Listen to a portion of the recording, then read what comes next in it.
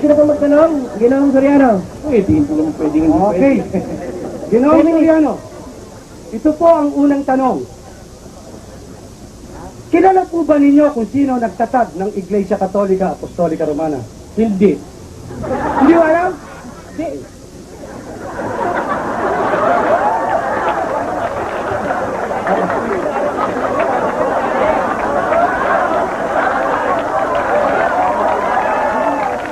Tahimik lang po, tahimik lang. Tahimik lang. Naubos yung oras ko eh. Silence. Kanina, alam po ba ninyo ang ibig sabihin ng college? Naiintindihan niyo po ba yung salitang Ingles na college? Paano yung pamantasan? Pamantasan. Sigurado kaya kayo? Oo, ba't hindi? College, sa yung UP College, pamantasan. Sandali lang, ang katanungan ko, sagutin nyo. Sigurado ba kayo sa diksyonareng Tagalog na ang kuleyo, pamantasan? Hindi ako sigurado. Hindi pala, okay. Nasagot na. Hindi ganun. Hindi ako sigurado sa diksyonaryo Tagalog na wala ka naman sinasabi ko alin Tagalog yun. Baka ang gumawa ng Bisaya, paano ko maniniwala ron? Sabihin mo muna kung anong diksyonaryo Tagalog. Merong 1,000 diksyonaryo Tagalog. Mr. Moderator, Sagot niya na kanina. ang tanong ko, Yun ang sagot ko. Yung sinabi mong diksyonaryo Tagalog, sino gumawa? Sabihin mo muna sa akin. okay, Mr. Moderator, Kaya gumawa nun. wala sa posisyon si Ginoong Soriano na magtanong. Nasa posisyon ako na magtatanong. Bakit siya? Yung nasagot ko eh. Yung nasagot ko. Sabihin mo muna Teka, sa akin para kumpleto ang tanong mo. sayang oras. Sabihin mo muna Sayang kung sino oras. gumawa ng diksyonaryo Tagalog. Oh, yun. Magkatanong na ba? Magkatanong na. Sige. Pwede po ba i-pair lang natin yung lakas ng mic? Mahina tong mic ko eh. Natatapakan eh. Gusto mo, balik tayo. Hindi, yung... Lang tayo. Hindi, sandali lang. Sandali, cut mo lang ang time. Kala sila. O, Cut mo lang ang time. Okay. Cut mo lang. Sandali lang, moderator. Balik. Kapatid, sandali lang, wala lang yung time, ano? Pinaghihinalaan nila ang ating kontrol gumagawa ng masama. Ang tanong ko, you belong to the one of the biggest church in the world, ba't hindi ka nagdala ng microphone mo? Wala ka palang tiwala sa kapwa mo tao eh. Kami po naparito sa imbitasyon po. Isipin mo, Imbitasyon po. kung kahit inimbat-bitihan ka, wala naman nakalagay na kami pa rin ang mag-aayos ng mic mo. Pero papayag na rin kami. Huwag mo lang paghinalaan yung controller. Direktong insulto sa kapwa mo tao yan. Dahil, sama yan. Okay. Wala sa moralidad yan. Kahit anong moralidad, di pwede yan. Okay, Mr. Moderator, konting katahimikan lang po. Binasa niyo po kanina, mapalad ang mga bumabasa. Yung po bang kapalaran ng pagbabasa para sa lahat ng tao o para sa inyo lang? Para sa lahat ng tao yun. Pag ang babasahin mo, Hindi, Biblia. nakasagot na. Sa pagsasabi po ninyo, Ginoong Soriano, na ang kapalaran ay para sa lahat ng tao. Para sa lahat ng tao. Yung po bang taong no read, no write, may kapalaran pa dyan sa pagbabasa? Meron no? Ang taong hindi marunong bumasa. Meron! Hindi nasagot! Mr. Moderator! Meron! Yung po bang... Meron! Sandali lang! Uulitin ko ang tanong ko! Uulitin ko! Sige. Ang unang tanong ko, yung po bang pagbabasa, sabi ninyo, kapalaran para sa lahat ng tao. Oo. Walang tinutukoy kung anong tao. Oo. Pangalawang tanong ko, yung po bang taong hindi marunong bumasa, may kapalaran pa ba dyan? Nakalagay doon, makikinig eh. Pambira ka naman, no? Okay. Hindi pa rin nasagot. Okay, sandali lang. O, hindo. Hindo mo. Sige, hindo mo. Okay. Ang sabi ni Ginoong Soriano, ito, follow-up na tanong. Ang sabi ni Ginoong Soriano, kapag hindi marunong bumasa, meron daw magpapaliwanag, makikinig. Kung bige! Hindi na nasagot! Hindi na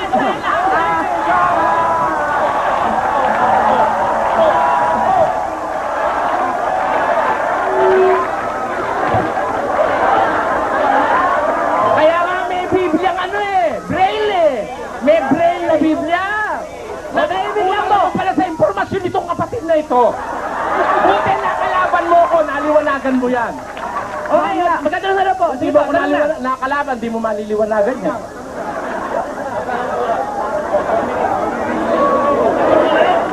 Kaya ang ingay ng tao, hindi tayo makapagtatanong. Konting tahimik lang po, hindi makapagtanong ng maayos. Tahimik! O, patayin ang oras muna, patayin ang oras. Patayin ba? O ito Sir, tuloy na natin. Para konting katahimikan lang. O, 4 minutes pa nakalipas.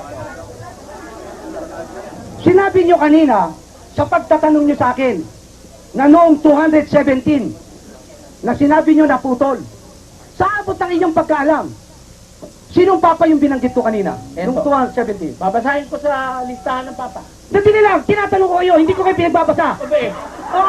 Hindi ko kayo pinagbabasa. Hindi, babasahin ko nga. Hindi ko kayo pinagbabasa. Sandali lang. Sasagot ako eh. Alam ba ninyo? Hindi nyo alam. Sasagot ako, eto, alam ko. Ay, ang tanong ko. Babasahin ko. Another question. Huwag na raw basahin. Huwag na raw pong basahin. Sasabihin ko na lang. Si Calistus.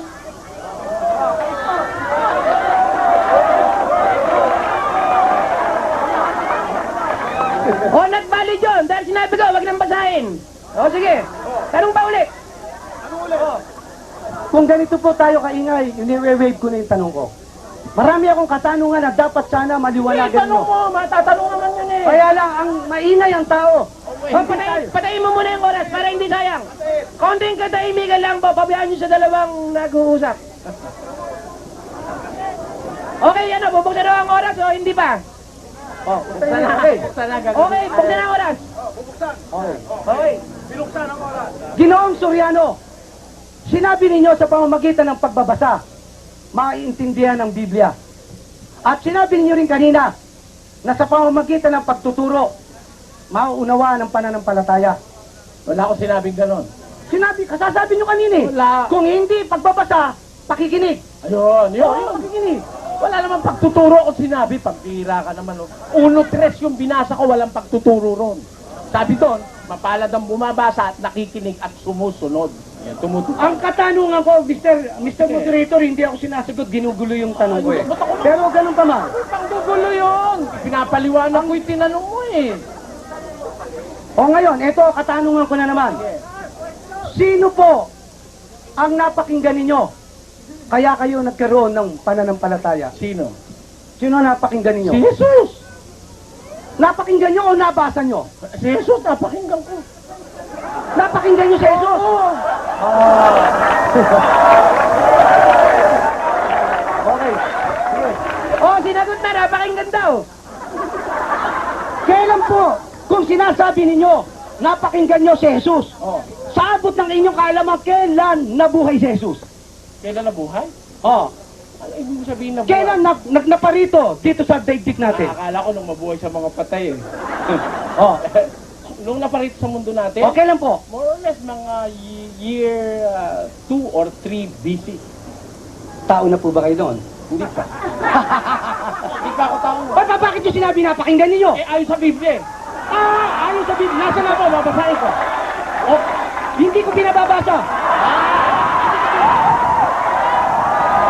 Tahimik, tahimik. Tahimik. Karapatan ng nagtatanong na huwag niyang babasa. Oh, karapatan ng nagtatanong na Okay, huwag wait basahin. lang. Huwag niyang basahin.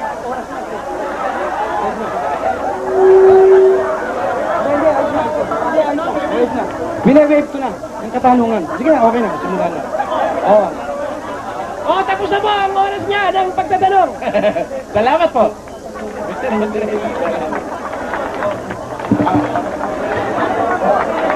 Wini-wave na po ni Mr. Froilan Garga.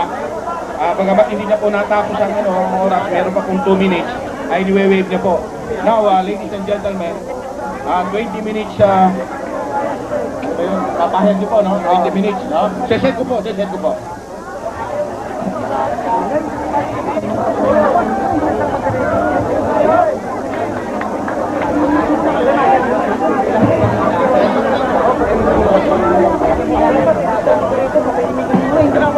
Oh, ano po, at yung pong mga bisita, na kapwa natin bisita, eh, medyo naiinitan at naiingayan.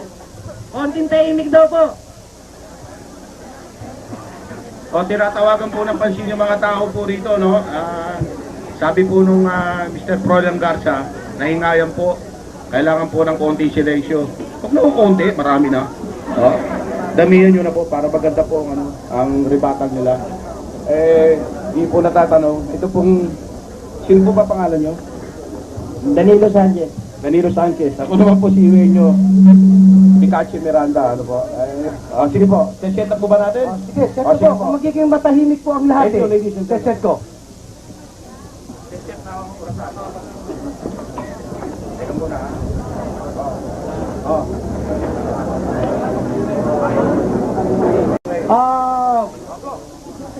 Ito po ang ikalawang tindig ko, mga kasama. Sana sa tema ng aming pinag-uusapan ni Ginoong Soriano, huwag po siyang pupunta sa ibang tema. Ano ginawa po ni Ginoong Soriano? Imbis na patunayan ng kanyang iglesia kinaaniban, ang nangyari, nagbabasa ng talata ng Biblia. Nagbabasa, hindi yan ang tema eh. Yung doktrina na sinasabi niya, ano ang mga doktrina ang binasa niya? Yung daw patotoo ng Diyos, higit kaysa sa patotoo ng tao. Natural!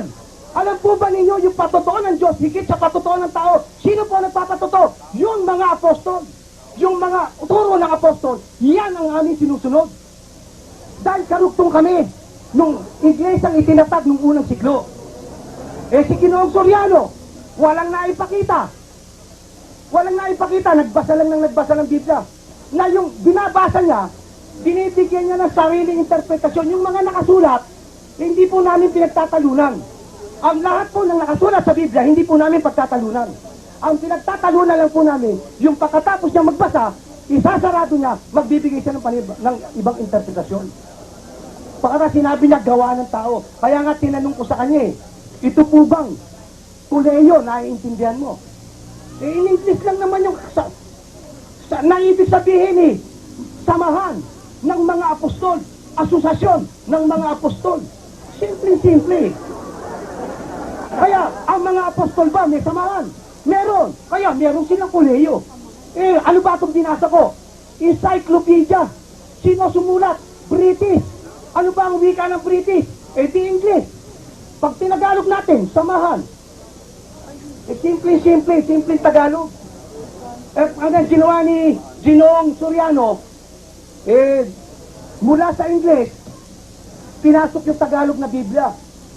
Ang kailangan ni Ginoong Soriano, ipakita niya na yung pinarehistro niya, iglesyang tinatag ni Kristo.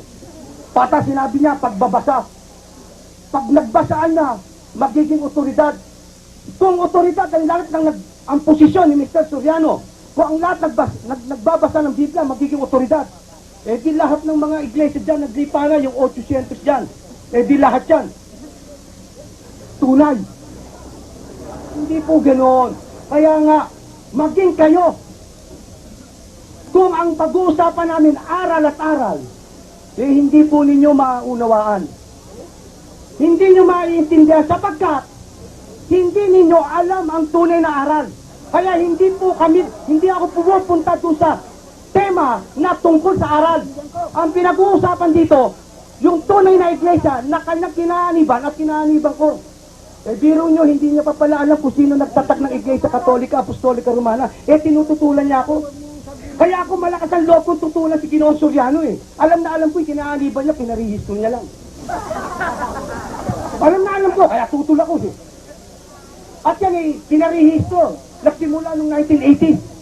Kaya nung pagtindig na kanina, hindi niya binanggit o tinutulan man lang yung sinabi ko. Patapos tinanong niya ako, ilag na ilag siya dito sa 217. Kaya nung tanongin niya ako, sino ang papa nun? Sino ang papang antipop nun? Natural, iisa ang antipop, pero meron genuine na papa. Sino yung genuine na papa? Maliwanag, ito, si Callistus. Sino po yung antipop? Si Hippolytus. O di isang genuine, isang tunay, ayaw niya akong pabasahin. Dahil, mabibisto ko siya Ayaw niyang pabasahin kanina. Nung tinatanong niya ako, ayaw niya akong pabasahin dito. Ngayon, bakit hindi ko siya pinabasa? Eh dahil ang mangyayari, hindi sasagot sa tanong eh. Kaya inuubos ang oras ko eh. Kaya kung gusto ninyo na maging maayos, maging bukas sana isipan natin. Bukas sana isipan natin. Ngayon pupunta tayo dito. Dito sa sinasabi na binasa ni Ginoong Soriano sa Gawa 20:28 binanggit niya. Ano po ang nakalagay doon? Alam na po ninyo. Hindi ko na po babasahin isa-isa dahil binasa niya na po. More or less alam po ninyo ang buod. Napakabatay daw anya, sabi ni Ginoong Soriano. Pagkamatay daw anya ng mga apostol, may papasok na gani da lobo. Hindi mga papatawad sa kawan. Natural. Sino po yun? Sa kasaysayan, alam po ba niya yun? Kung sino? Ayan. Yung ganit na lobo. Eh, nung mga panahon po nyo, nagkaroon ng persecution sa mga Romano. Yung mga Romano, pinagpapapatay ang lahat ng mga Kristiyano. Kaya tanong ko kung kami yun. O di sana sinagot niya. Sinagot niya. Kailan napatatag ang Katoliko? Di sana sinabi niya pagkamatay na apostol. Eh sabi niya, hindi niya alam eh. Kaya ngayon, unting-unting natututo na si Ginoong Soriano. O kaya isang bagay na na-share ko. Konting katahimikan lang po. Konting katahimikan lang. Tahimik po, tahimik.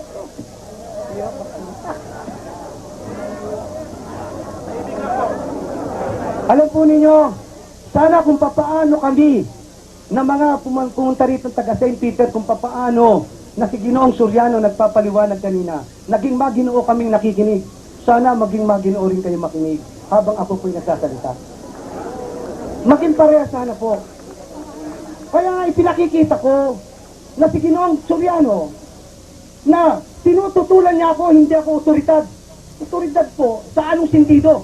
Dahil ako po ay tinuruan ng mga apostol. At yung mga apostol na yung mga tinuruan, meron silang dire-diretso o tumatakbong institusyon. Meron silang tumatakbong tinatawag na paaralan o yung pagtuturo mula kay Kristo nagturo. Ang tawag doon to, kuleyo na ho. Sa salitang Ingles, college. Sa salitang Tagalog, institusyon o samahan. Kaya si Kristo, nung magtatag na iglesia, may samahan na siya. Sa Ingles, may kuleyo siya. Eh, ang naintindihan palang kuleyo ni Mr. Soriano, yung kuleyo, yung sa eskwelahan. Eh, napakababa po ng pagkakaalam ni Ginoong Soriano doon sa kuleyo. Kaya siguro po, unti-unti niya nang matatanggap. Ngayon, nung tanungin ko po siya kanina, na mapalad ba sa ayong ba sa iyo ang pagbabasa ng kapalaran ng pagbabasa ay para sa lahat ng tao? Sagot niya, oo, para sa lahat ng tao. Eh, pangalawang tanong, binuweltahan ko. Kita-kita naman ninyo, may kasabihan, ang isda na huli sa bibig. Yung bang kapalaran niya para sa lahat ng tao, bilis ng sagot, oo. Eh, paano ngayon kung hindi marunong bumasa at sumulat? Tuturuan daw. O, hindi na pala sa pagbabasa. Ano yan? Tahimik, tahimik. O, pagkatapos, nagpalusot. Pagkatapos, nagpalusot ngayon si Ginoong Soriano. Eh, tuturuan na niya. Eh, paano ngayon? Di makikinig. Paano kung bigay? Meron daw senyas na sign language. Eh, pagdating sa Biblia, wala nung. Kala ko ba lahat na sasabihin ni Ginoong Soriano nasa Biblia? Ngayon, wala po tayong pagtatalo. Kung pinakita lang ni Ginoong Soriano na siya pagkatapos niyang magbasa ng Biblia, sino ang magtuturo sa kanya ng pagbabasa ng Biblia? Kaya nga sabi ko, ang tutol niya yung pamahalaan natin at saka ang Biblia pinaglalaban, hindi po, binakikita ko lang sa inyo, hindi po magiging ganap na otoridad ang isang tao kung hindi manggagaling o tuturuan o mag-aaral doon sa pinagmulan. Katulad ng mga apostol. Hindi po tayo matututo ng mga aral ni Kristo kung hindi manggagaling doon sa turo na nagsimula sa Jerusalem. Kaya nga, sana sa pagtindig ni Ginoong Soriano, ipakita niya mamaya. Alam mo anya, may nagturo sa akin. Yung nagturo sa akin, nanggaling sa ganito. At yung nanggaling sa ganito, paatras, babaybayin natin hanggang sa panahon ng mga apostol. Katulad ko, tinuruan ako ng pare, kaya pinakikita ko rito. Tinuruan ako ng pare, yung pare, tinuruan ng isang pare hanggang sa katapusan. At pagkatapos, yung daw iglesia na itinatag ni Kristo pagkatapos ng mga apostol, ipapasok. Kaya, pagpasok po ba, liwanagin ninyo, Ginoong Soriano sa pagtindig nyo, yung bang iglesyang itinatag ni Kristo na wala na? Ang iglesyang itinatag ni Kristo, hanggang ang tao'y tao, naroon siya. Kaya nga ang pangako niya ako'y sumasa inyong palagi hanggang sa katapusan ng sanlibutan. Kaya ang iglesyang itinatag ni Kristo, mananatili habang ang mundo'y mundo, habang ang tao'y tao, hindi po mawawala. Kaya ang pagtuturo sa loob ng iglesyang itinatag ni Kristo, hindi mawawala. Ngayon, para magkaroon ng pagkakataon si Mr. Soriano na siya may otoridad, binasa yung mapalad ng bumabasa. Ang tanong, sino ang babasa? Yung membro ng iglesia o yung nasa labas ng iglesia? Natural, saan niya binasa? Ang binasa niya, nasa Apokalipsis. Sino sumulat ng Apokalipsis? Si Apostol Juan. Sino po ang sinulatan ni Apostol Juan? Alam po ba ninyo kung sino? Ang sinulatan ni Apostol Juan, mga membro ng iglesia. Kaya ang babasa ng Biblia o ng Juan, membro ng iglesia. Siya, nung bang basahin niya, membro na ba siya ng iglesia? Wala, nasa labas pa siya ng iglesia, binasa niya. Di kaya, nagkaroon ng ibang interpretasyon. Kaya ang babasa po ng Biblia, membro ng iglesia. Hindi po pwedeng basahin nung nasa labas ng iglesia. Kaya ang ginawa ni Mr. Soriano sa kanyang pagtindig dito, tunog system, puro tunog. Yung tunog, akala ninyo, yung tinatawag na policy. Alam po ba ninyo yung salitang policy? Ang policy, error in reasoning. Pero pag pinakinggan nyo, parang tama. Parang tama, pero in reality, mali. Bigyan ko kayo ng isang example na policy. Kapag umuulan, itong terrace o rooftop nababasa. Kaya, policy to kaya pag hindi umulan, hindi mababasa. Tama po ba? Tama po ba? Tama raw, may nagsasabing tama. Mali po, policy. Policy. Bakit kung sinabing policy? Yan po ang isang policy na kapag umuulan, nababasa ang terrace. Kaya pag hindi na umulan, hindi mababasa. Ang sabi ng iba, tama. Mali po, policy yun. Yun ang ginawa ni Mr. Soriano. Policy. Sa pandinig, akala nyo, tama. Pwede bang hindi mabasa ito kung bubuhusan natin ng tubig kahit na hindi umulan? Ganon ang sinasabi ko. Na ang paliwanag ni Ginoong Soriano, puro policy na sinasabi, ang Diyos anya ganito, ang Diyos anya ganito. Binasa niya sa Biblia.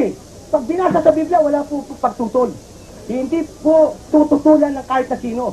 Ang tututulan po lang natin dyan, yung pong unawa niya sa Biblia. Kaya ang kita nyo, nung nagbasa ko kanina, ang sabi ni Kristo, ako'y sumasa inyong palagi hanggang sa katapusan ng sanlibutan. Habang ang tao'y-tao, nandiyan si Kristo. Habang ang mundo'y mundo, nandiyan si Kristo. Hindi niya natutulan. At hindi rin niya natutulan na ang Iglesia Katolika, Apostolika Romana, lumaganap. Sapagkat ang Iglesia ni tinatag ni Kristo, laganap. Siya, laganap ba yun sa kanya? Laganap yung iba't ibang interpretasyon na tulad niya na nagpapaliwanag na mapalad ang bumabasa. Kung lahat ng, kaya nga kaalam po ba ninyo, kauna-unang tumalikod sa Iglesia Katolika, Apostolika Romana, si Martin Lutero, para sa kaalaman ng mga Katolikong nandito.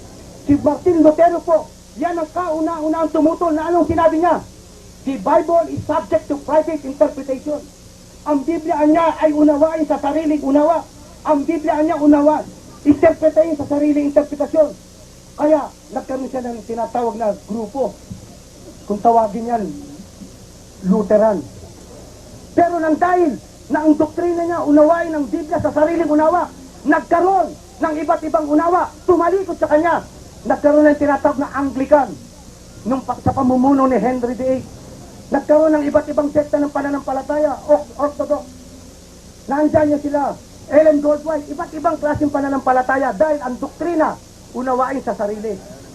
Kaya ito si Ginoong Soriano, kung susundin po natin ang kanyang doktrina, malamang ang mga kasama niya sa pananampalataya magkakaroon ng panibagong doktrina. Pagka sinabi niya na may personal daw ako, Hindi po ako na may personal. Sino po ba nakataya rito? Ang nakataya rito, kaming dalawa, ang mag-uusap, yung tema niya at saka tema ko. Si Mr. Soriano ba, pinersonal ko ng kanyang mga kapintasan? Hindi ko siya pinipintasan. Ang aking tinututulan, yung kanyang tinitindigan dito. Yan ang tema, hindi ako lumalabas sa tema. Malapas si Mr. Soriano nga ang lumalabas sa tema eh. Ano yung paglabas niya sa tema? Eh hindi niya maipakita kung sino nagtatag ng iglesia niya eh. Ang ginawa niya, dinasan niya yung tunay na iglesia. Alam po ba ninyo, ang pagbabasa ng Biblia, mababasa niyo tunay na iglesia. Pero yung patunayan niyo kamihan, yung binasa, ay mahirap yan ang problema. Yan ang problema, madaling magbasa. Lahat ng babasahin dito, tunay po. Tunay ang mababasa po natin. Pero yung magpatunay sa iglesyang binasa niya na kami kaugnay dito, yun ang problema ni Mr. Soriano. Kaya hanggang kanina sa kanyang 20 minuto sa pagtatayo, eh hindi niya naitindig yung iglesia kinaaniban niya. At hindi niya rin magiba yung iglesia kinaaniban ko na pinatutunayan ng kasaysayan. Na ang kasaysayan ay sinulat ng mga hindi katoliko. Sino po gumawa ng Encyclopedia Britannica? Mga British, mga Briton, na lahat ito'y puro protestante, mga rebelde ng simbahan katoliko. Puro lumalaban, pero ang kasaysayan, nananatiling kasaysayan. Eh gusto yata mangyari ni Ginoong Soriano, wag tayong pumunta sa kasaysayan. At sinasabi niya, kasaysayan daw. Sa ganitong pecha, meron daw yung sigaw sa Balintawak, kung di ako nagkakamali. Dalawa daw yung pecha. Eh sa sigaw ng Balintawak. Eh, sana mapakita naman siya na naglaban yung binuksan kong tema, yung binuksan kong encyclopedia. Dapat, kung sinasabi niya, sa sigaw ng Balintawak, eh meron dalawang pecha, eh di sana magpakita siya ng panibagong kasaysayan na ang Iglesia Katolika hindi nanggaling sa Jerusalem, hindi nanggaling sa mga apostol. Eh kaso, hanggang ngayon, hindi pinakikita eh. Sana, inaasahan ko, sa ikalawang tindig ni Ginoong Soriano, eh, pakikita niya na yung kanyang inaaniban tunay. Ngayon, binasa niya yung Timoteo. Hindi ko na rin po babasahin dahil wasting time lang po. Talastas ng Espiritu Santo na sa huling panahon, ang iba'y magsisitalikod sa pananampalataya. Kaya nga, marami akong tanong sa kanya. Alam kong hindi sasagot. Kaya ipaliliwanag ko. Sa talata po ng Biblia, makikita po natin kung uunawain ninyo, ang magbabawal po ng pag-aasawa ang mga pare. Mga pare, sabi niya, mga pare ang magbabawal. Pero kung babasahin nyo rito sa talata ng Biblia, ang magbabawal ng pag-aasawa, yung mga mangangaral, ayon sa kanya, mga pare daw. Eh, yung ba nakasulat sa talata? 3 minutes. Yung ba nakasulat?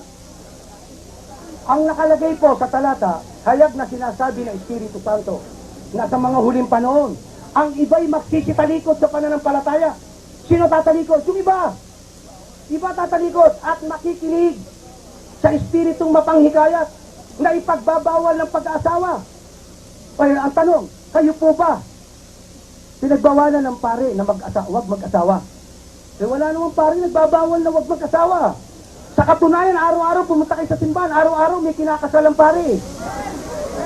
Oh, pinagbawalan ba kayo ng pare na mag-asawa? Ang nakalagay sa talata ng Biblia, ang magbabawal ng pag-aasawa, mga mangangaral. O, ang sa posisyon ng simbahang katoliko, ang mangangaral, ang mga pare, nagbawal ba mga pare? Hindi po. At ipinag-uutos na lumayo sa lamangkati. Ano ba yung lamangkati? Lahat ng wala sa dagat, pag nandito dito sa lupa, lamangkati. Ano ba yung lamangkati? Mga karne. Ano pa mga karne? Ewan ko kung si Mr. Soriano kumakain ng dugo. At kung hindi kumakain ng dugo to, isa na siya sa nagbabawal ng pagkain ng dugo. Why naman kati yan? Kaya po, sinasabi ko, mga kasama, ikalawang tindig na ni Ginoong Soriano, ipakita niya na yung iglesia, babasahin niya, kaugnay siya sa binasa niya. Siya ang kaugnay doon. Eh, ang nangyayari, magdodoktrina, kahit na sino pwede magdoktrina, magbabasa at magbibigay ng interpretasyon. Kaya nga ang Biblia, hindi pwede unawain sa sariling interpretasyon. Ang magpapaliwanag niyan, yung nanggaling sa asosasyon o koleyo sa Kastila. koleyo ng mga apostol. 25 seconds. Remaining. Sige na, wait ko na. Niwe-wave niya. Oh, niwe-wave na po ni Mr. Pulong. Roy na.